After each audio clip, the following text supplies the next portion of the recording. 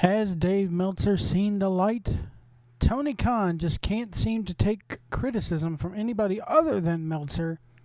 And we got NXT Stand and Deliver Night 1 happening tonight.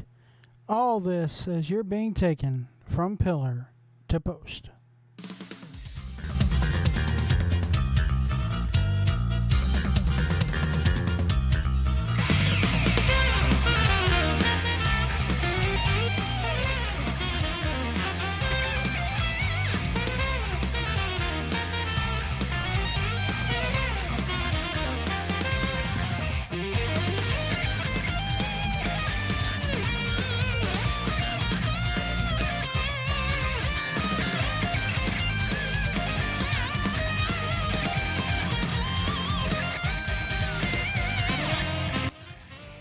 And welcome everybody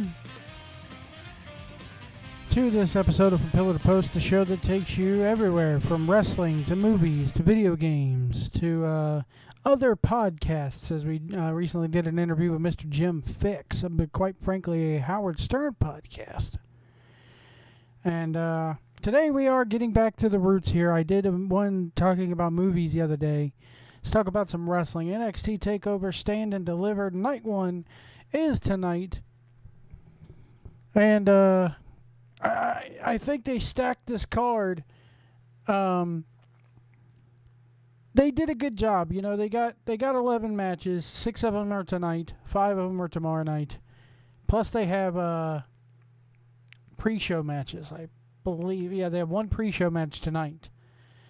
Tonight's card taking place on Peacock and USA Network. I will be watching it on the cock, as it's become known as. On the pre-show, Toni Storm versus Zoe Stark. I expect Toni Storm to go over cleanly there. Pete Dunne versus Kushida. Kushida needs a win here, man. I think Kushida needs a win. Both of these guys need a win, actually, but I could see Kushida going over here. Leon Ruff and Isaiah Swerve Scott versus Bronson Reed. Let's read that again. Leon Ruff versus Isaiah Swerve Scott versus Bronson Reed versus Cameron Grimes versus Dexter Lumis versus LA Knight. 6-man gauntlet match. Winner will receive a North American Championship match on night 2. Do they go with Dexter Lumis here? They could. Storyline-wise, that's the way to go. LA Knight, I don't see LA Knight going over. I don't see Reed, Scott, or Ruff going over. The only other guy I think you could give it to here, if you wanted to elevate somebody, is Cameron Grimes. He's well overdue for it, I think. It's about time he gets some gold wrapped around his waist. But I got to go with Dexter Lumis here. Storyline-wise, it fits. Him and Gargano and Gargano's stable there have been going at it for a little while. So I firmly believe Dexter Lumis is going to win that one. MSK, which is Wesley and Nash Carter versus the Grizzled Young Veterans, which are James Drake and Zach Gibson versus Liago del Fantasma, which is Raul Mendoza and Joaquin Wilde. Their 6 triple threat match for the vacant NXT Tag Team titles. Look, Grizzled Young Veterans are not going to win this. If they do, it'll surprise me. MSK, they could win it.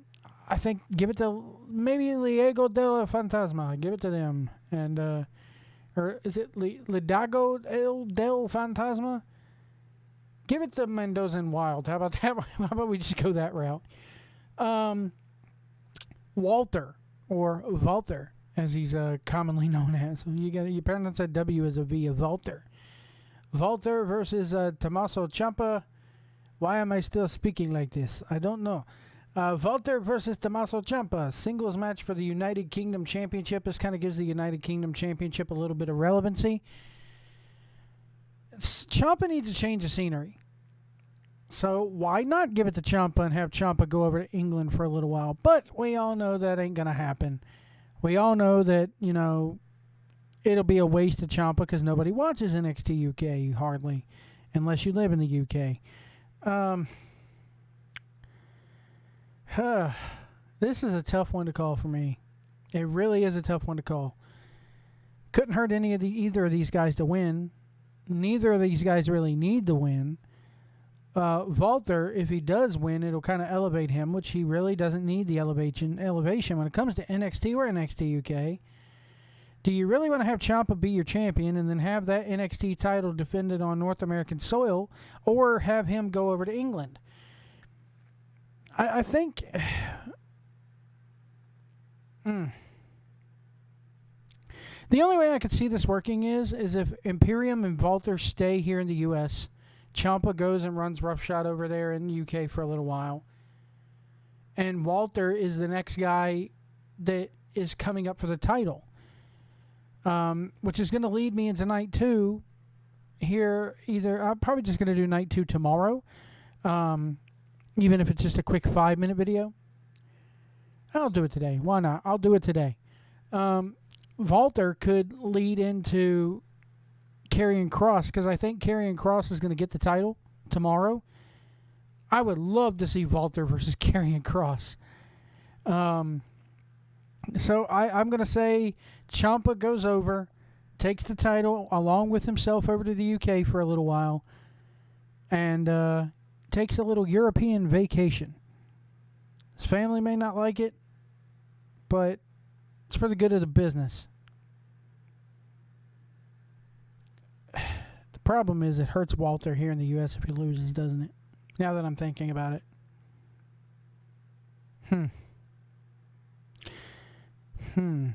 That's a tough one, man. That really is I'll say Ciampa. If it was me, I'd give it to Ciampa and say, hey, look, how'd you like to go over to the UK for a little while? Right now, nobody really wants to leave the country with the pandemic going on. In a perfect world, I would tell Ciampa, hey, we'll pay you a little bit extra if you go over there and live over there for about a month or 2. Or we'll fly you over there for a taping. And then you fly right back. Again, that's a tough one. I'll say Ciampa. I'll say Tommaso Ciampa. Ciampa, which is it? Walter and Ciampa? Walter and Ciampa? Oh, well. Io Shirai versus Raquel Gonzalez with Dakota Kai for the NXT Women's Championship. This is main eventing.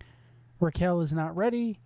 Io's going over. If Raquel Gonzalez gets this title, it will 100% shock me. 100% shock me. So that's night 1. Night 2, Ember Moon and Shotzi Blackheart versus The Way, Candice LeRae and Indy Hartwell, NXT Women's Tag Team Championship match. I think Moon and Blackheart got to go over here. Jordan Devlin, who's the Cruiserweight Champion, versus Santos Escobar, who's the interim champion, and Escobar is going to be accompanied by Mendoza and Wilde, part of that MSK faction there. It's a ladder match, so you can have Mendoza and Wilde go and interfere.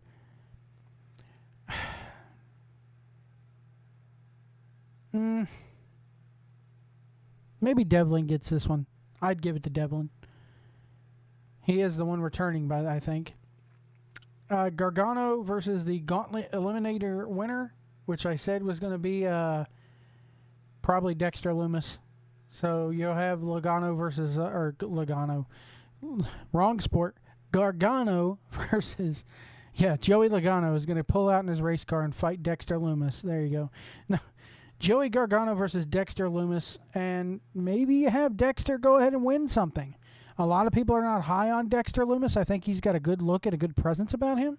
His work is a lot to be desired, but how are you ever going to get better if you don't elevate some of these guys? That's the problem. You know, I hear a lot of these fans, they got to create new stars, but the second they try to create somebody, there goes the shits. Give him a chance. Let him develop. Adam Cole versus Kyle O'Reilly in an unsanctioned match. This is going to be a Donnybrook right here. This is going to be the Pier 6. This is going to be the crown jewel of the match of the night, match of the takeover. If you count the 2 nights. These guys better be, I see these guys getting 30 minutes. I think that's why they don't have, but then again, the first night, that other match is a pre-show match. between Storm and Stark. But I think you give these guys 30 minutes, and I think O'Reilly goes over, and Adam Cole, I think he finally gets elevated up to that main roster. As much as he doesn't want to go, quite frankly, when you're in WWE, you really don't have a choice, do you? You're under contract. As I open my seltzer water here, give me 1 second.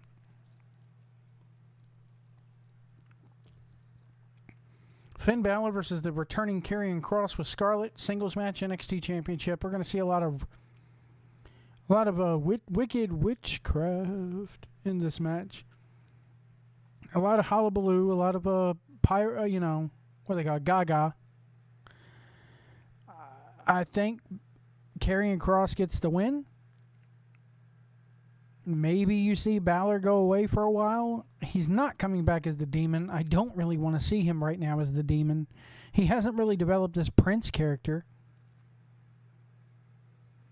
But I think, Karrion Kross had the belt. I think they had plans for him, and then he got injured the day he won it. So, it's been a good build-up between these two, for the most part. When Karrion Kross came back, and Balor turned around, and what took you so long? That was fabulous. It was amazing. So I think Karrion Kross, put it on the big son of a bitch. Let's see where it goes. So there we go. Both nights. NXT Takeover. Stand and Deliver. Part 1 tonight. Part 2 tomorrow night. Pre-show tonight.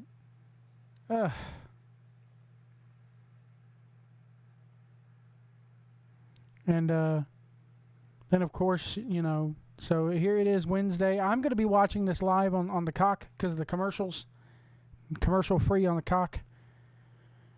Shouldn't all Cock be commercial free? If one is going to watch the Cock, it should be ad free. But anyway, that's what she said. Tony Kahn. Well, actually, we'll get to Tony Kahn in a minute. Meltzer, Dave Meltzer, old Uncle Dave. Here on the here's Uncle Dave in this photo shop working at the Dollar Tree, and he says, "That'll be $2.25, ma'am. That jerky is so good it literally broke our scale." Why would you weigh out? I mean, you could sell beef jerky by the pound, I guess, but Dollar Tree definitely would not be doing that. He did a Wrestling Observer hotline. And I want to kind of dissect this because Uncle Dave, it seemed like, finally took some criticism and finally criticized AEW's booking. Somewhat. So we're going to go through this little segment here. We're going to pick it apart. The Talking Sheet podcast used to do this.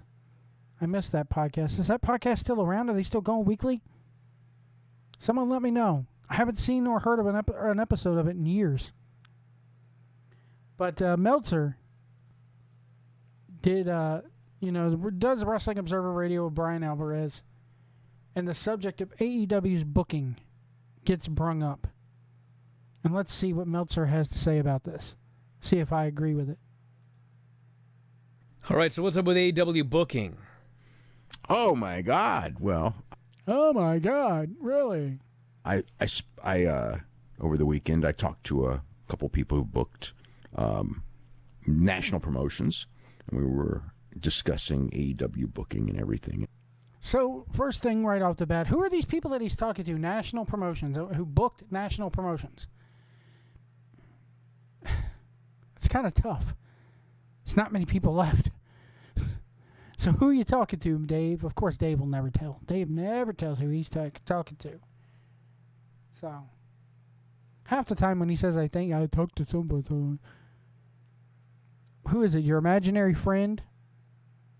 And one person who I know who actually follows us very closely and kind of told me that on last Wednesday's show, I think that there were more than 60 people that were, either in matches or involved in run-ins or involved in, stuff. And I'm just, are surrounding the matches. I'm not. So, that's a lot of fucking people. That's a lot of people. And it took you talking to somebody who booked in the 90s and 80s to realize this? It wasn't it wasn't Cornette, was it? Because you bashed Jim Cornette when Cornette brings this stuff up. I've never booked any promotions. My AC over there, Cool Truth AC, Jeff Edwards, and White House, they haven't booked national promotions, not to the best of my knowledge. So who are you talking to that's finally turning your head around, Dave? Uncle Dave? Are we talking to Cornette? Has Cornette kind of finally made you fucking realize it? Oh, well, according to you, Cornette will never change his stripes because that's the gimmick. And the second he changes his stripes or gives any positive criticism, that his fans will desert him. That's not true. He has kind of, he has praised AEW a little bit in the past, especially with the stuff going on with MJF, up until MJF did that stupid song and dance bullshit. Let's continue here. I don't think I'm even talking about Pinnacle and the Inner Circle, but just all the people that were around the ring in that women's tag match. I mean, there was like 1 million and all that, and it was kind of like that's too many people for anyone to get over on television. And you didn't realize this? You didn't say this during your review of it last week? No, once again, AEW thought it was a good show, and they did this, and this. And he still says in this piece we're reviewing here that the factions aren't an issue. But then you're saying there's too many people on the show. Let's continue here. If you're throwing 60 people out there, I mean, you've got to, I think that's one of the, I mean, like everything's. There's always issues and there's always things that you can improve on. And I mean, the big thing, I mean, as far as, they have to figure out what they want to do when it comes to, I mean, it's a weird thing because one of the reasons that pay-per-view, a main reason that pay-per-view did so well is because of the direction that they booked. That's the same direction that has run off a lot of the women's audience, which is. And I find it hard to believe that, and he's going to go on to talk a little bit about the women's audience in this and how the women's numbers for AEW are down. I find it hard to believe that women are not watching wrestling because of blood. I mean, they sure as fuck watched in the Attitude Era, and there was blood in the Attitude Era. Now, you can give me the whole society's changed bullshit all you want to. Times have changed. But... I mean, we're in a year where we're in an Olympiad year again. Women are watching those figure skating and, well, that's the Winter Olympics, or gymnastics. There's all kinds of that all over the TV. There was basketball games and everything else going on. So I can't tell you why women are not watching. I'm willing to bet that the blood and everything and is not deterring them away. I don't think blood deters women away in general. I just don't. Just the heavy blood and the heavy violence and things like that. So women are not watching a wrestling show because of violence. It's fucking wrestling. There's going to be violence. I mean, and you can say heavy violence. I don't see a little cut across the eye and bleeding a little bit. Heavy violence. Do women get turned off of UFC every time somebody bleeds in the UFC? No. Of course, I can't speak to... I can't speak to what the women's audience in UFC is, what the numbers are. But anyway, let's continue here. And now, so that, it's like if you want to get the women back... I don't think that these, some of the things that they've been doing, again, if you do anything, I think anything in moderation probably would be okay. I think that part of the reason why you don't have women watching is because everybody on that show looks the same and works the same. It's like with, and I'm not saying all female wrestling fans or all females who watch wrestling are like this. But if you ask a common woman, why do you watch wrestling? They're not going to say work rate. It's guys in underwear. I like seeing their muscles. It's aesthetics. And you have a bunch of guys who, are skinny as hell with spandex hanging off their bony asses. It doesn't really, I think the aesthetic reason is the big part of it. And then you got Jericho, who used to be, quite the heartthrob. And now he's extra, extra large dad bod Jericho. So I think the aesthetics have a lot to do with it, but let's continue on here. But it's been a lot of blood lately, and a lot of, it's like that match with Miro and Kip Sabian. Those kind of matches have been working. They didn't really, it worked to a degree on Wednesday, but certainly not at the level that it has worked in the past. It was I guess you could call it diminishing returns. But, when you do those kinds of matches, those matches on Wednesday night have been drawing the out-of-the-ring, unique style, street fight, weird matches. But at the same time, of late, there are things that have clearly driven women fans off. I mean, the number of homes that watch AEW is pretty much consistent, and it hasn't dropped. But what's dropped is the second person watching, and that's why the total audience is down, especially in the 18 to 34 or 18 to 30. So what he's saying there is kind of important when it comes to Nielsen ratings, is that a lot of people don't realize how Nielsen works. I don't know how it works digitally, because now they have an app, but it used to be back in the 80s and or 90s and even the early part of the 2000s. Nielsen would send you a diary. They would also send you either a $1 or $5 bill. And how it worked is, you filled out this diary with how many people in the household were watching, what the ages and gender of those house members are, and then you tracked who was watching what at what time on what station. So you would literally write down in this diary, Jane, Tommy, and Jenny were watching, AEW Dynamite on Channel 34 TNT at this time from this time. And then you can also write, well, Timmy was in the bedroom watching Scooby-Doo from X to X. And those both count in the ratings.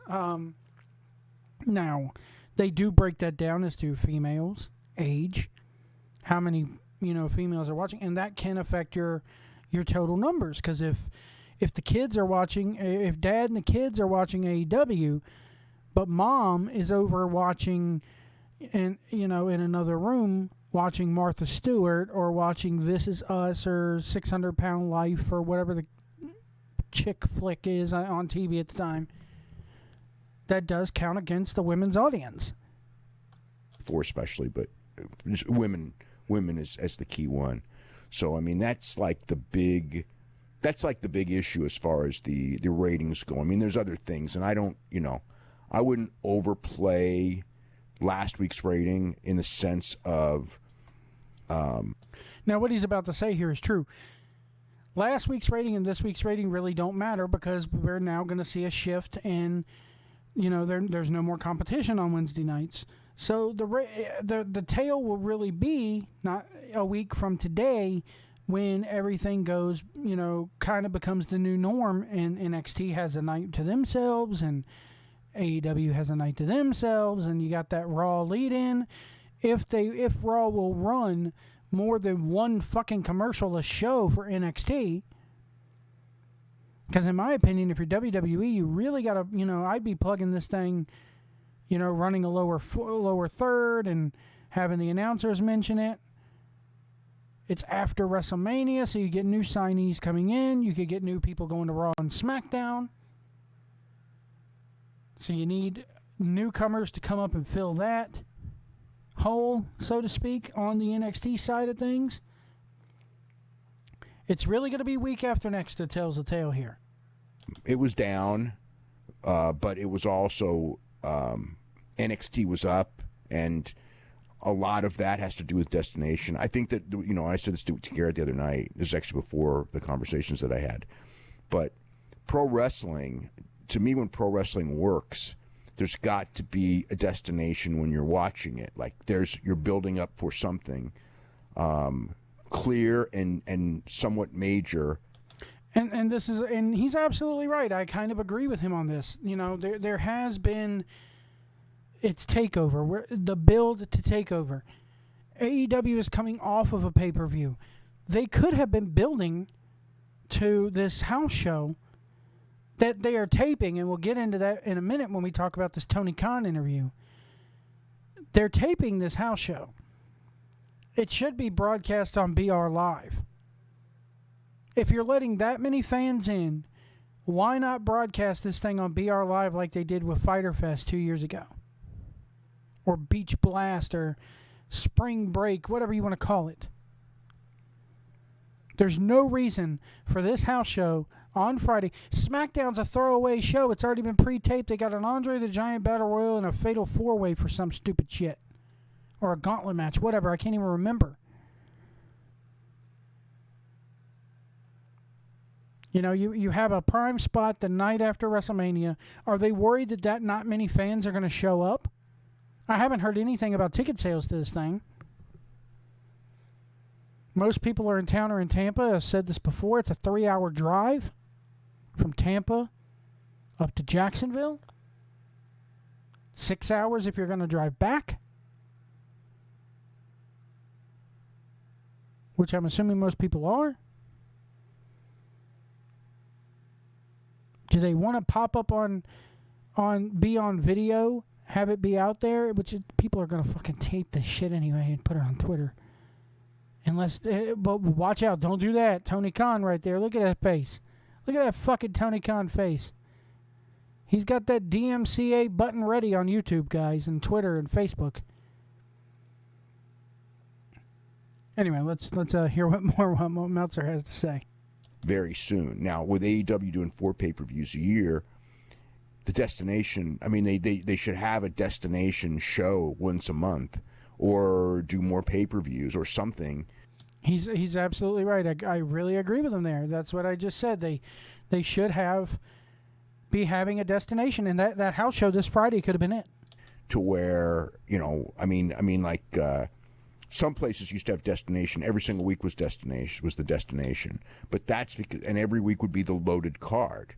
And obviously they could do that. They could make the weekly television show the loaded card, where every week you've got your championship matches and you've got your grudge matches and whatever the big feud is. You have all of the top guys every single week wrestling in you know, important matches.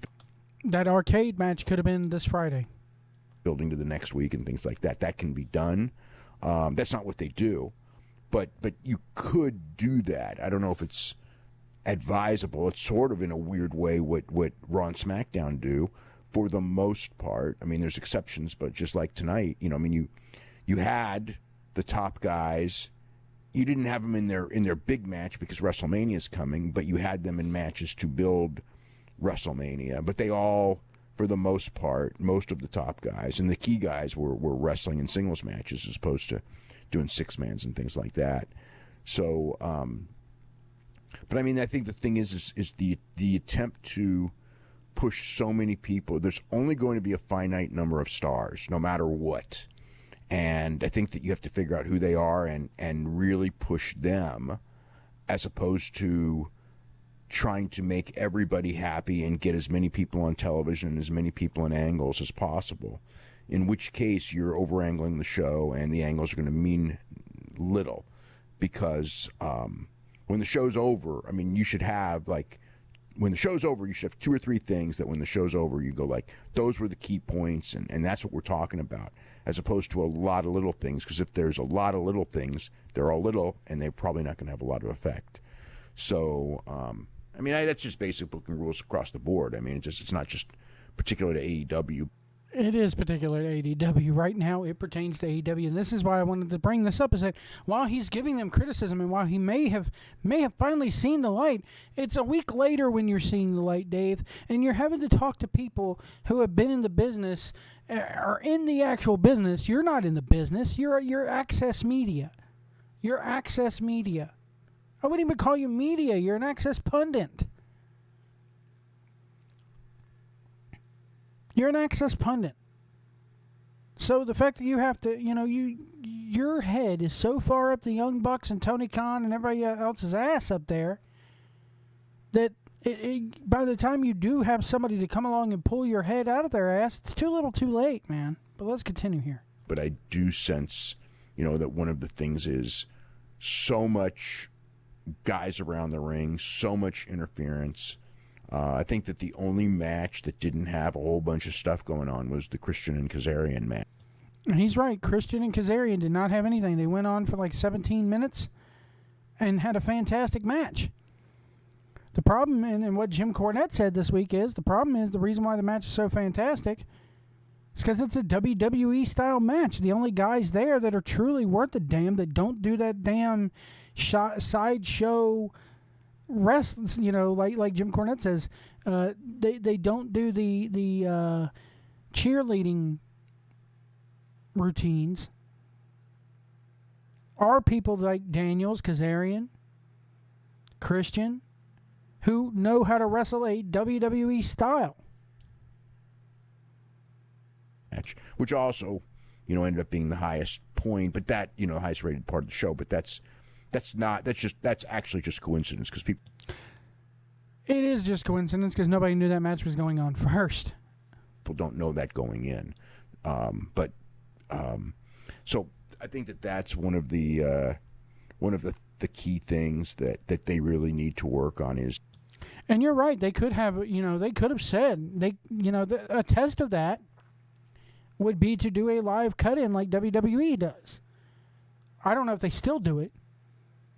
In fact, I don't think they do it. I mean, somebody correct me if I'm wrong, but it used to be before Raw went live every Monday, about 10 minutes beforehand, whenever that show that come on, or movie that was coming on before Raw would take its last commercial break, they would cut in live to the arena and, hi, everybody, this is Jim Ross, and at the top of the hour, we got, Austin and McMahon are coming out here, kind of confronting each other face to face, and they did that for many years.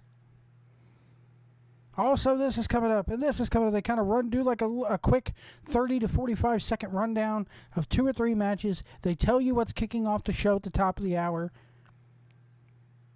They could have done that, and that would have been the real test. That would have been the real litmus test if they would have done something like that. Figuring out, it's like you can't push 40 young guys as stars. You got to, you've got to figure out, your 4 or 5 and go with them. And they got to be regular featured characters every week. And also, and I talked about this already too, I think that, like, if you shoot an angle, I mean, you need to have a match. He wasn't saying any of this shit, mind you, last week after they went off the air on that Thursday morning, Wednesday night Wrestling Observer radio that they do after every single Dynamite, after every single NXT. This past year, he didn't say any of this. Where was this last week? Why, if you're such a journalist and you're such in tune to the wrestling business, why does it take talking to somebody who booked wrestling 30, 40 years ago? Why does it take them to get you to see the light, Dave? You should already see it if you're so big and bad and knowledgeable, like everybody, like you claim to be, and all of your readers claim that you are. You would have said this last week. You know why he doesn't say it? Access media. He doesn't want to lose that access. Here it is a week after the show. It doesn't really matter. And we'll get to that in the Tony Kahn interview that Kahn did with Mike Johnson yesterday. It's that mentality of you can always put the toothpaste back in the tube. So what I said about a show that happened a week ago, now it doesn't matter. Bullshit. And so many times we've had teases of things, and they Cody and Penta just kind of are. We have them, and they don't really necessarily go somewhere. And listen at how he's trying to pick and choose. You can tell he's thinking before he speaks, and that he's trying to word things in a manner that won't piss his friends off 100%. He could be out there and say what we say. Hey, it's pretty shitty fucking booking from the quote unquote Booker of the Year. This guy was named Booker of the Year in your newsletter, Davey.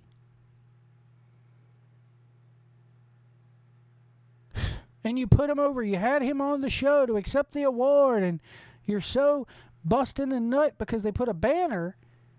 But it's 2 weeks later that you're finally willing to criticize the booking. You see, folks, where this guy gets it twisted? Oh, they're Booker of the Year, and you give our award such merit. And how does he give it such merit when here it is now, 2-3 weeks later, you're criticizing the fuck out of his booking? So is he a good booker or not, Uncle Dave? Please just let it give us an answer and quit flip-flopping. Truth is, no, he's not a good booker. Who could take criticism on the booking? We'll discover that in a minute. And a lot of times, like, you'll have a program that looks like you just started the program and then you just drift away. Because I keep thinking of, like, Cody and MJF, where they had, like, this, the friendship thing and all the... Okay, he mentions WWE doing this all the time. After every single Raw. After every single SmackDown. Oh, here's the guy that's going to get the big 3-week push, and then it goes nowhere. How many times have we seen this? Cody and Penta, 1 week. The big 1 week push, and then after that, no, Cody's doing shit with QT Marshall. Penta's teaming back up with his brother, who he hasn't teamed up with in about a month or two. All because Pac has an injury. That's no excuse. Pac has an injury, so we're going to divert and just change shit right on the fly? But it's okay, because we can put the toothpaste right back in the tube. No, you can't. Not all the time. People don't forget shit like that. Because you put the toothpaste back in the tube, and it's like, I don't want to brush my teeth with that. It's been all over the counter, all over the floor, probably all over your dick, everywhere else. Again, this kind of goes hand in hand with that interview that Tony Kahn did with Mike Johnson yesterday over on PW Insider. It's a good interview. We'll get into certain parts of it. I'll leave a link below to the transcription. Teases, and you knew he was going to stab him in the back, and then finally stabs him in the back, and then they do the big grudge match, and MJF wins, and then they never wrestle again. And it's like the whole thing is that, the babyface, in a sense, Cody, shouldn't give that up. And, there's the other things like Jericho losing the world title and then kind of blowing it off and never getting a rematch. And it's kind of like everybody should be going for the world championship that's top guy. How many times during John Cena's reign did this guy sit there and go, he loses, and then he comes on TV just smiling and waving it off? And so that's just a couple of things that, everything's going to, whatever the numbers are now, in 2 weeks, everything's going to be different. This week. The booking, though, will probably stay the same. If not, it'll get worse because they don't have competition. They don't need a hot shot. They're going to fall into the lump that NXT did. Or that Raw did. Oh, we're getting paid all this money. We're on a pose. Nobody can touch us. So we'll just skate along and feed them whatever scraps we have. But no, this is your Booker of the Year, Dave. As voted on by your readers. Whatever the number is this week, to me, it's like it is what it is. NXT's got a huge show head-to-head with them. It's a takeover. It's a stronger lineup. And they should do better. If NXT doesn't, NXT may cut its throat in the sense of if everybody or the majority of people go and watch Peacock, they may actually, not do so well. I actually believe they will do well, but there's that possibility. But whether they do or they don't, it doesn't matter. This is a 1 week thing, and they're not going to be on Wednesday after this week anyway. So, if NXT beats them by 400,000 viewers, which would be a disaster in a sense, it really doesn't matter because next week everything is different again. So everything kind of starts again with the show a week from Wednesday. And at that point, they just got to figure out what they want to do. if you want to be an ECW and get a guy's audience, and your total number of viewers will be down, but you are going for that audience. The problem with the heavy blood, though, usually doesn't last forever anyway, because usually you go with heavy blood and you get a run, and then you burn the audience out on the blood, and then usually it's trouble. I mean, that's been the history with territories. And if you look at any place that really relied on blood, there were times where they did, in fact, have success, sometimes even for a year or two, and a few times for longer than that. But in the long run, those places usually burned out. That's kind of true. But I see them, kind of toning everything down. I really do. When they were going with the heavy. Now, of course, this isn't the heavy blood, but it's also a different era. But, they have to kind of figure out what they want to do. And if the idea is just go for that guy audience. And he compares this to ECW and he, again, that niche style audience that he just does not want to admit. The whole adage of, the fans like it, so it must be good. Well, apparently, not enough fans are liking it because the women ain't tuning in. The young kids ain't tuning in. It's the same group of people. I said this before they even started. The sheep. It's the fucking sheep. That same flock of sheep. You hear this shit of, 2 million people were in line to buy tickets. No, you just had people with that many devices trying to buy tickets at once. They threw their tablet at grandma and said, here, keep hitting the refresh button, and let me know when you can get into the buy screen. I've said it before. They have hit a wall. And the women audience is a lot to do with it. They've lost women. They've lost the over 50 crowd. They'll never get that over 50 crowd in there. Nor do I think they want them.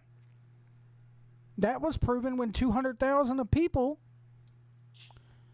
did not come back after the Shaq match. They didn't come back the week after. Hell, I don't even think they came back that quarter hour after. A lot of people see this shit as stupid. They see it as unnecessary. The video game thing, again, I like wrestling. I like video games. I like video games that involve wrestling, but I don't like my wrestling to involve video games. And then it underdelivered. Yet again, you overpromising something, and it underdelivered by not using a single video game cabinet. Jim Cornette even said, hey, you disproved my theory that everybody that comes out of a box is over because Statlander came out of a box and guess what? It was lead balloon time. I happen to be a Chris Statlander fan. I don't like the alien aspect of it, and thank God she has not debuted that alien language baby talk.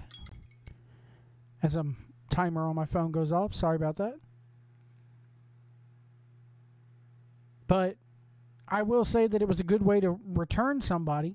And she's part of the best friends now. Again, more people around ringside, more factions. Hell, the damn fake marks. I said this on my review, which I'll put on the end screen. Why are the fucking fake wrestling marks playing? The wrestlers who are there to cheer and boo. Why are they playing the video games? It just made no fucking sense. And you wonder why their audience is a bunch of brain-dead fucking pot-smoking yuppies who couldn't slap their ass with both hands and just go to wrestling matches to chant stupid soccer chants and sing their nursery rhymes and think that they belong because we're doing a movement. You ain't got no fucking movement. If you had a movement, they'd be on Monday nights by now tackling Raw. The movement.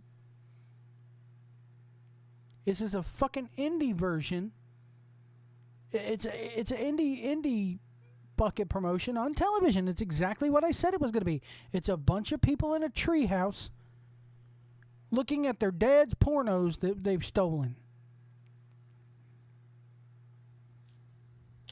And make it a guy's show, then the total viewer number will be lower, and that's fine, and the 18 to 49 number will be lower, and that's the direction that you're going. But if you're going for maximum numbers, you cannot alienate the women. And getting women in is very tough, especially if you've run them off. It's going to be really tough. They have ran them off. What I think has ran them off is the reality show announcement probably did it. You know, a lot of shit that they do just turn. You know, I don't see where the blood is a factor in turning women off. I really don't. But anyway, if they have decided to do that, because it's been a while. I mean, the women's numbers have dropped. I mean, it hasn't been that long, but it has been consistent. In the last several weeks that it's not there, and there was even trouble a couple months ago, but they started to get it back, and obviously around December, you know, the December was really a peak. They did really, really well there, and then since then, it has kind of dissipated. So I also have to wonder, and I don't know if he mentions this here, and I've listened to this once, but I haven't gone back and listened to it in a couple of days since it's been put out. But it makes me wonder too, how is it going to drop now that more and more people are getting vaccinated? Are people now that they can go out and leave their homes? I mean, Godzilla vs. Kong proved this past week. People want to go back out to the theaters. They miss that experience. I've been telling people on Midnight's Edge that, who keep saying, and other media pundits out there, who in other groups who keep saying that the theaters will never recover. The theaters will never recover from this. Bullshit. There's people who have been locked in their houses and have not really left, either except for to go to the grocery store or essentials things, for over a year now. Hell, the first chance I could that I got to go see a movie, I went.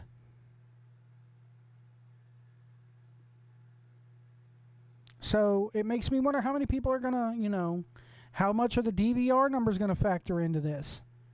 How much are these people going to, go see a movie on a Wednesday night or go out to a ball game? Hell, Texas, the Rangers just sold out. How many people are going to go to that ball game instead of sitting home on Wednesday nights? Now, just because you can, does that mean you should? I'm not, who am I to say? I'll just tell you I've had COVID.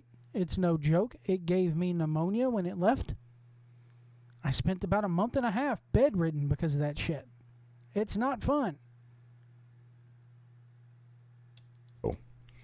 There was a time where, and it wasn't that long ago, where it looked like AEW was going to, by the end of this year, be beating Raw, and that's with NXT.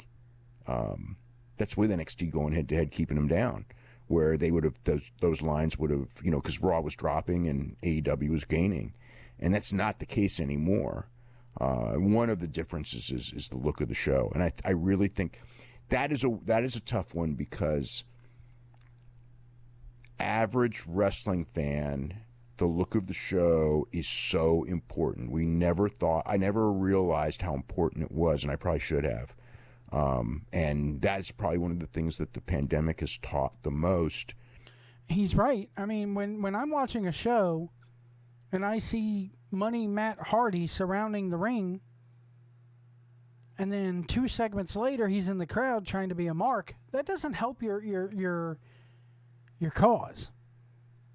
So anyway, I'm going to end it there. I kind of thought it was a nice breath of fresh air, a little bit, to kind of hear Meltzer say, hey, now they're fucking up, but the booking is being fucked up. But it's too little too late, because according to Tony Kahn, and according to this PWInsider.com article, Let me go to it here. You can just put the toothpaste right back in the tube, guys, with pro wrestling. It's fine. It's fine. We can just, plug Mike Tyson at a month's notice. TNT's never said, don't give us surprises. The big one here, though. The big one here, and I'm reading a transcription, which would mean to me that this is a word-by-word overview of what was said.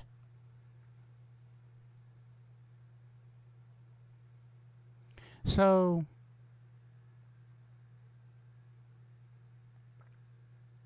Mike Johnson asks him, and it could be misprinted. Mike Johnson may need to go in and make a correction at the time I'm reading this. How much do you pay attention to the feedback and criticisms of the booking or the use of blood?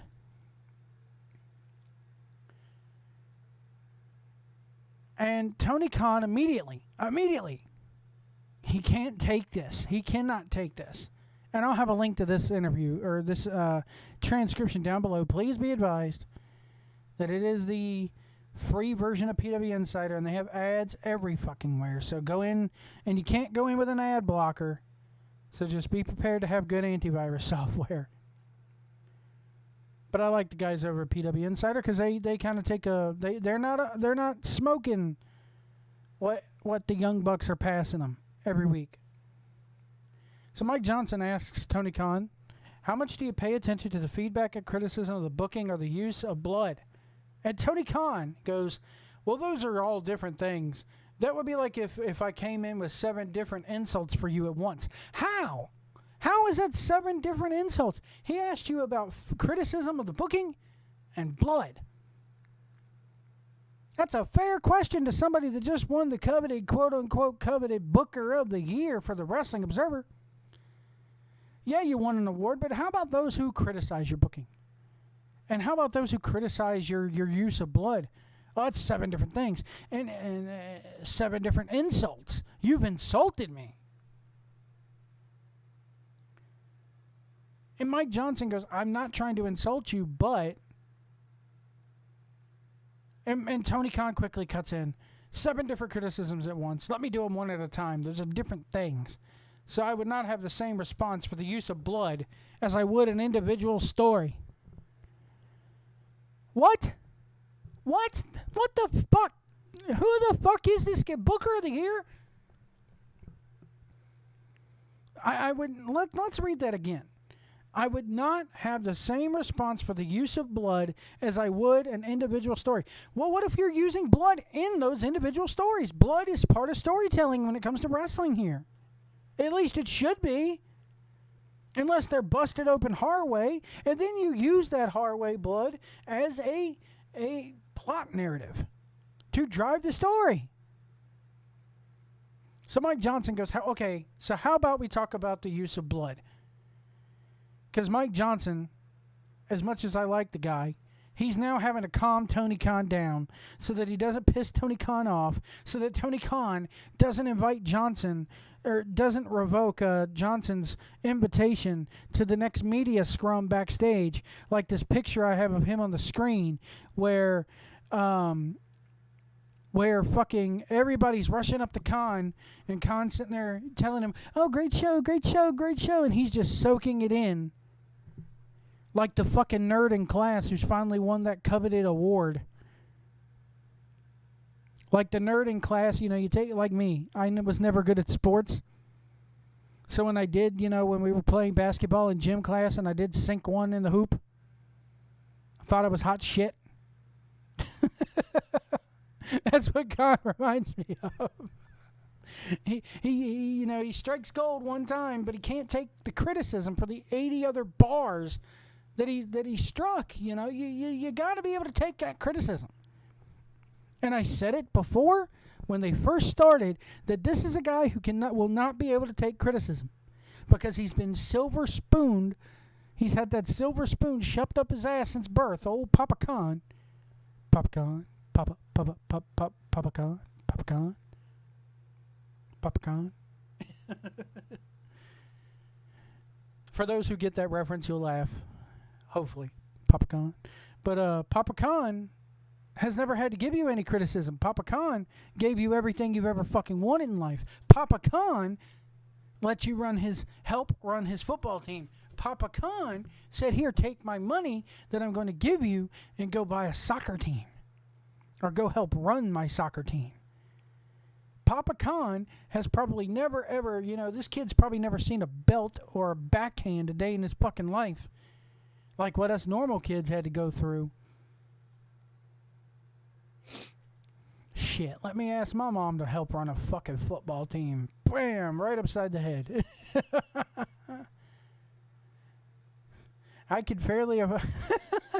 I can hear my mother now. I can barely afford food and clothes and fucking a roof over your head, and you're asking me about a goddamn, hell, it shows you how far I go back. I wanted a pager. A pager. I got fucking smacked upside the head because I asked for a pager. And now Tony Kahn, he probably had him a pager and probably had him that Zach Morris clamshell phone back in the 80s. He's gotten everything he ever wanted. And he's never had to deal with criticism. So anytime he's in a criticism, oh, you're insulting me.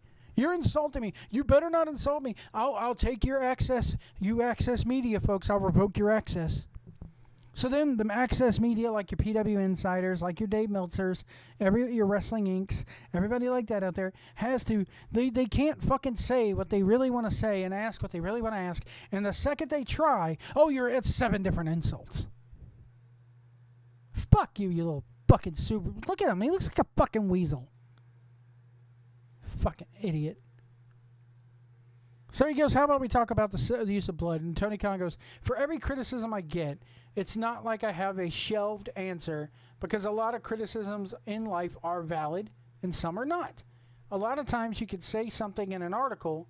I could say something to you today and somebody could pull a quote out of it. It's not even you, but aggregation people. It's not even you, but aggregation people. An aggregation site could take one sentence I said to you, and there might be 5 paragraphs as evidence or explanation or context behind it, and none of that's going to come through in the headline. The headline will be one line out of it, and then people will, like I'm going to fucking do to you. I'm going to do this to you. Because you can't take criticism. That's something that people who can't take criticism say. And I'll leave a link to this below. It's on page fucking 2 of this thing. Mike Johnson goes from talking about most of the weeks you're going head-to-head with NXT. What lessons did you learn from head-to-head competition? And is there anything you would have done differently looking back in terms of the way you paced the shows, or perhaps just strategies? Is there anything you would have done before? And then the very next question is, how much do you pay attention to the feedback and criticism of the booking? Oh, that's an insult. You've launched 7 different insults in a row at me. That's something that he automatically puts that defensive up because he can't take criticism. He's never had anybody tell him in life that he's done a bad job. Why? Because heaven forbid you should tell the daddy's boy, heaven forbid you should tell the boss's son that they're doing a bad job. It's the same reason why Stephanie fucking McMahon has never been put in her place.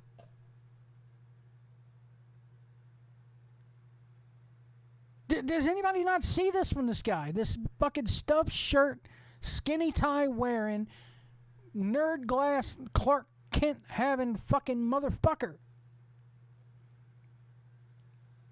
Does anybody get it now? Booker of the Year can't take criticism for the booking. Fuck. So as far as individual criticisms, I really, really, really believe in that stuff. And I really have paid attention, and I do pay attention when people, there's something they like or don't like, or that they don't want to see. Now, sometimes, some things are just nature setting in.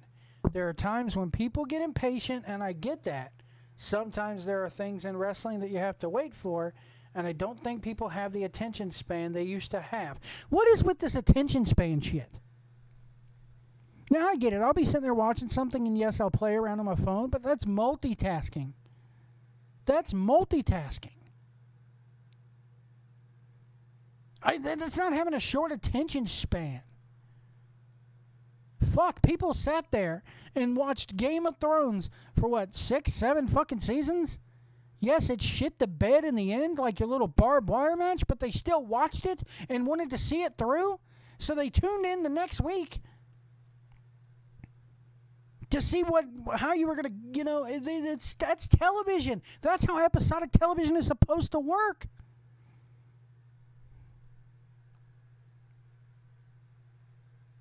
And then he compares it to Eric Bischoff back in 1997.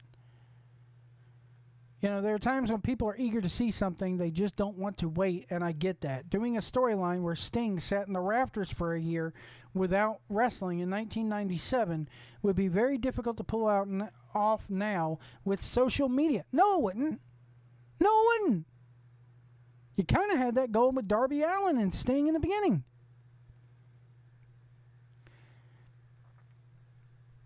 I think if Eric had tried to do that now, people would be a lot more critical of it today because people would be like, when the hell is Sting going to wrestle? I found that out when I tried to hold Sting off for a couple months building to a Sting match. I thought it would be much more manageable, but because of social media, people were much more eager to see Sting back at the ring. No. What you did was you still have him come out with a baseball bat, dressed in full ring gear attire, and not do a goddamn thing.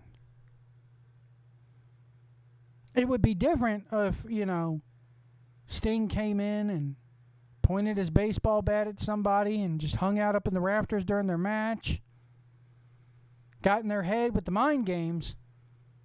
But you didn't even try. You didn't even try to give people the mind games. But as far as some of the criticisms of segments, I take a lot of that to heart and follow what people are saying online pretty closely because a lot of times the fans, why wouldn't you want to listen to the fans? Hi, I'm a fan. Fan is short for fanatic. I'm a wrestling fanatic. You're not going to listen to me, are you, you little fucking weasel? You little daddy's boy fucking weasel who can't take criticism. You just want all the access media guys like your Meltzers and your Mike Johnsons. Even though I think Mike Johnson did a good job with this interview and tried to poke the bear a little bit, but then got, driven off. Your Meltzers, your Wade Kellers, your wrestling, your Raj Garys, and everybody else like that. You want them to crowd around you like, oh my God, I'm the popular kid now. Hello, everybody. Oh, be sure after we get done with this media scrum, you're all going to join me for a game of EverQuest where we try to get to the 5th level of Canark.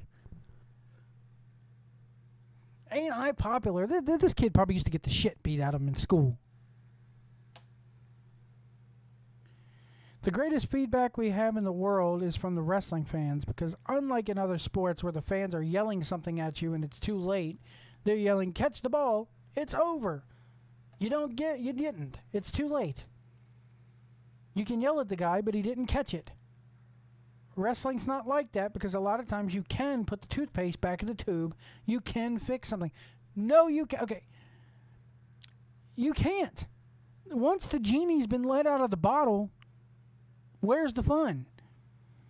What are you gonna do? Tell him to go back in the bottle. I want to see if you could come out more dramatically next time.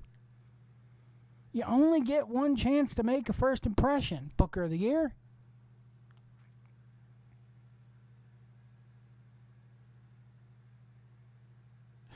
This is crazy, man. You can fix something, and that's what makes wrestling very special. It's one of the reasons I love it so much, because there are opportunities to go back if you make a mistake and fix them. No, there's not. To a certain degree, yes, nowadays you can, but for 9 times out of 10, that barbed wire thing, you can't fix that. You can't. It's live. You can't fix that. You can't fix people's perception of it. You could come out and go, oh, Kenny can't rig a ring worth of shit. But then that contradicts what you just said when you say, oh, with social media, and you giving interviews to places like this doesn't help. You trying to kayfabe people 1 minute at one media scrum and then 5 minutes later in the same media scrum shooting, that doesn't help at all. So the way you listed them, no offense, but the way you listed them was like 7 different things. So I would have to individually go through them. The use of blood I heard in there. And then Mike Johnson goes, yeah, coming out of the Thunder Rosa Britt Baker match, we saw, at least here on our website, some pushback of, why did they have to use so much blood in this match? And that there's been a lot of blood in AEW in general. Tony Kahn says that was a story that was building for 5 months, and a 5-month build lights out match. And it's a match where we've seen Moxley and Kenny Omega full gear, that people hold nothing back in these matches. There are no rules, and there's an exception that it's going to get very physical and there could be pretty ugly fighting with some weapons and potentially some blood. I feel like they've more than lived up to the reputation of the lights out match, and I don't think that anything like Britt and Thunder did was out of expectations for a lights out match, and I thought what they did was great. The blood is not what I was worried about. There were some moments in the match, like the finish, that I had to get talked into, and then he laughs. But the match was my idea. Doing a very physical match was my idea, and the finish itself was all very consistent with my ideas. But the final spot, they had to talk me into doing that through the table. Other than that, I thought everything else was very much in line with the expectations fans would have in lights out matches. It's a big main event, so I didn't think that they did anything that crossed the line. And furthermore, in that situation, Britt is clearly a doctor, so there are very few people that would trust it. Oh, give me a fucking break. She's a goddamn dentist.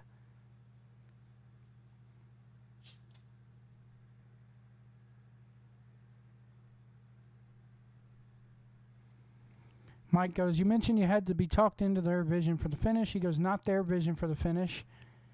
I had the finish, but that was a hell of a high spot at the end. That was, to me, a more precarious thing in the match, to me, than the blood. So he's totally, he's totally trying to drive away the question of the blood. Yeah, lights out match is fine. But Cody just got busted open. Dustin just got busted open. The guy from FTR just bled, whether it be hard way or not. You could have edited that out.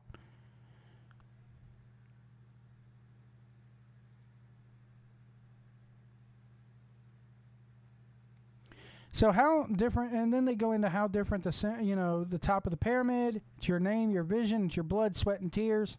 And then they go on, Mike Johnson then realized, here it is, a good interviewer. Access media, but still a good interviewer. He finally realizes that he's not going to get an answer to the questions that he wants to answer, so he has to go down a different path. But clearly you have a guy in the Booker the that can't take criticism.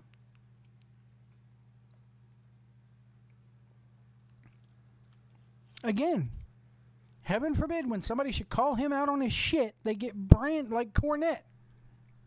Cornette gets branded a ist and a phobe when he calls some people out on their shit. Because he says it like he thinks it ought to be and like it's worked for him for years. So folks, I want to invite you to take to Twitter and ask Tony Kahn, why do we got to have so much blood on AEW? When there are well, I bet you they have blood on there this week. I'm not saying that I'm against having blood, but there are people out there that feel like it's archaic and doesn't need to be in the business just because of the health and safety aspect of it.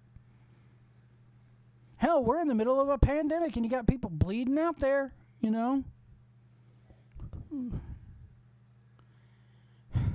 Anyway, folks, let me know what you think about old Money Mark Khan. Old Papa Khan's baby boy. Let me know what you think in the comments below. People got to learn to take criticism, man. Again, that's a millennial thing right there. How dare you call me out on my shit? How dare you not pander to me? You've just been taken from pillar to post. We'll see you down the road.